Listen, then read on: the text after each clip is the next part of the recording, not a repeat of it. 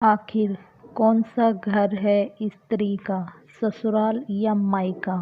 तुम्हें कितनी बार बताया है, मेरे तैयार होने से पहले मेरा नाश्ता हो जाना चाहिए।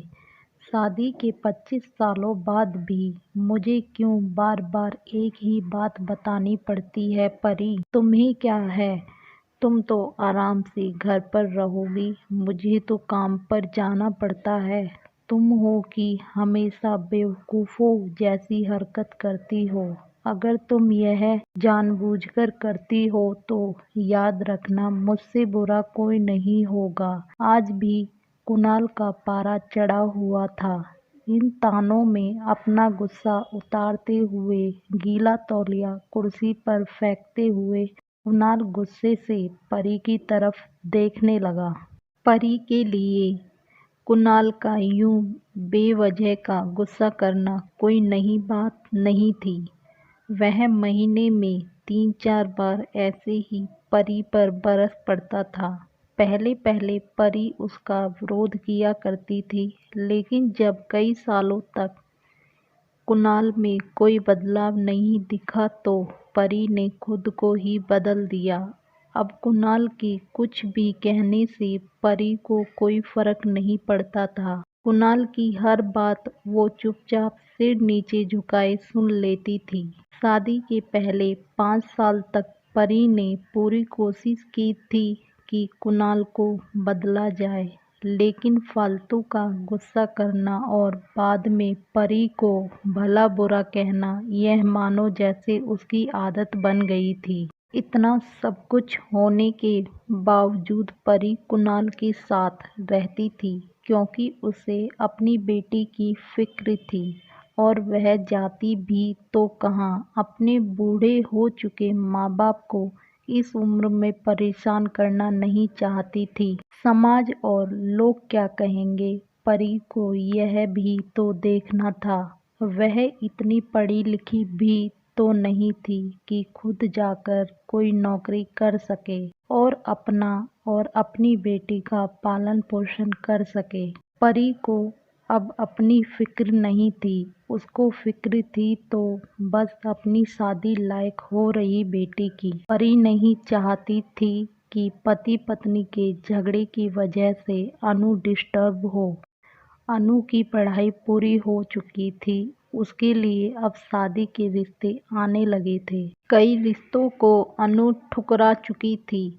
2-3 महीने बाद एक अच्छा रिश्ता आया। रिश्तेदारों और पहचान के लोगों ने भी लड़के के बहुत गुणगान किए थे। कुणाल एक शाम अपनी बेटी के पास बैठकर उसे बताने लगा, अनु बहुत अच्छा लड़का है, पढ़ा लिखा है, बड़ा घर है, बहुत अच्छी नौकरी है।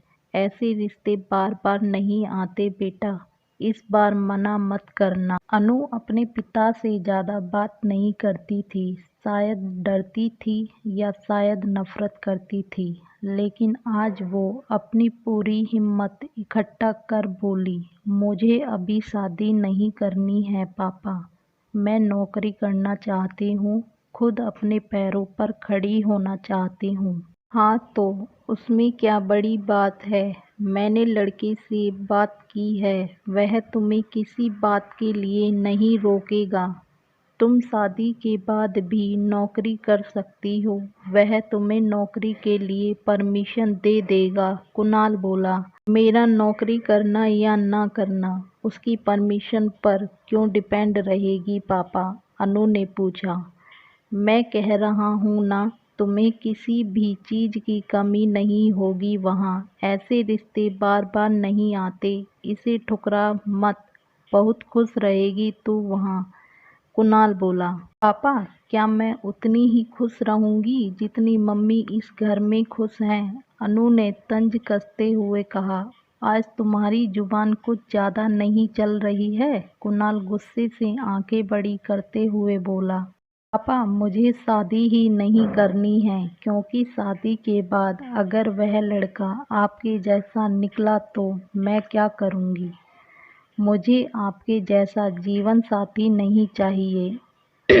जो बिना बात की मुझ पर हमेशा चिल्लाए, मुझे कुछ भी अपनी पसंद का लेना हो तो 10 बार सोचना पड़े, कहीं वह नाराज़ ना हो जाए, मेरी तबीयत कैसी भी हो उसे परवाह ना हो, रोटी थोड़ी सी मोटी बन जाए तो घर पर सर उठा ले, उसकी चेक बुक ना मिले तो भी मेरा ही दोष निकाले और हर छोटी मोटी बात पर मुझे मायके जाने के लिए कहे।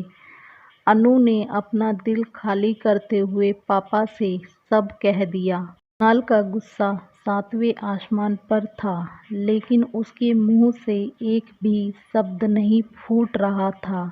वो अनु की बातें सुन रहा था। अनु उतना ही बोलकर चुप नहीं हुई। आज पहली बार वह अपने पापा के सामने इतना कुछ बोल रही थी। पापा, आपने माँ के साथ हमेशा गलत व्यवहार किया है। आप अपने ऑफिस का गुस्सा बिना सोचे समझे माँ पर उतार देते हैं। कभी इस बात की परवाह भी नहीं करते कि उन्हें कैसा लगता होगा। आपकी बातें सुन सुन माँ ने अपना स्वाभिमान खो दिया। कुणाल आज पहली बार अपने किए बर्ताव को महसूस कर पा रहा था।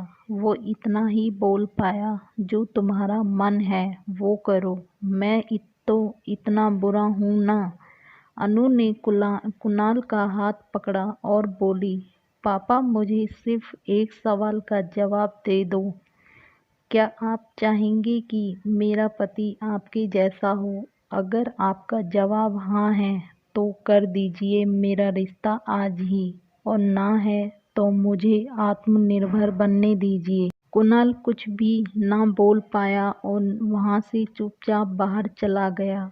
आज उसे परी के सामने जाने में शर्म आ रही थी। चलते चलते उसकी आंखों से आंसू बह रहे थे। कुणाल ने आज से अपने आप को बदलने का निश्चय किया। अगले दिन से परी ने अपने पति में काफ़ी बदलाव देखा। वह सोचने लगी कि जो हिम्मत अनु ने दिखाई है, वह हिम्मत अगर मैं पहले ही दिखा देती तो शायद आज परिस्थिति कुछ और होती।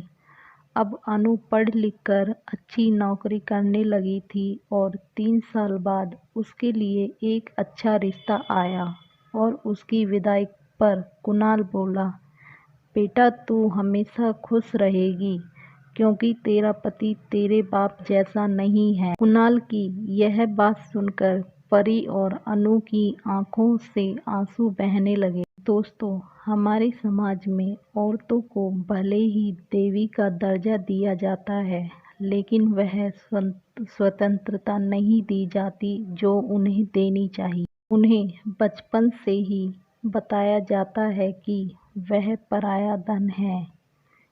स्कूल से आने में देर हो जाए तो पिटाई मिलती है, मोबाइल पर बातें करते हुए दिख जाएं या खिड़की से झांकते हुए दिख जाएं तो शक किया जाता है। माँ बाप का घर तुम्हारा नहीं है, पति का घर ही तुम्हारा घर है। जीवन भर यह बातें बता बता कर उन्हें ससुराल भेज दिया जाता है और एक दिन किसी छोटे मोटे झगड़े में ससुराल वालों से उन्हें सुनना पड़ता है कि इस घर को छोड़ दो और मायके चली जाओ। आप ही बताओ दोस्तों, ऐसी स्त्रियों का सच्चा घर कौन सा है? आखिरकार वह किस घर को अपना कहें? हमेशा की तरह पूरी कहानी पढ़ने के लिए आपको धन्यवाद। दोस्तों, उम्मीद है यह कहानी आपके दिल को छू गई होगी। ऐसे ही सीधे दिल में उतरने वाली कहानियाँ पढ़ने के लिए आप हमारे YouTube चैनल पर जुड़े रहिए।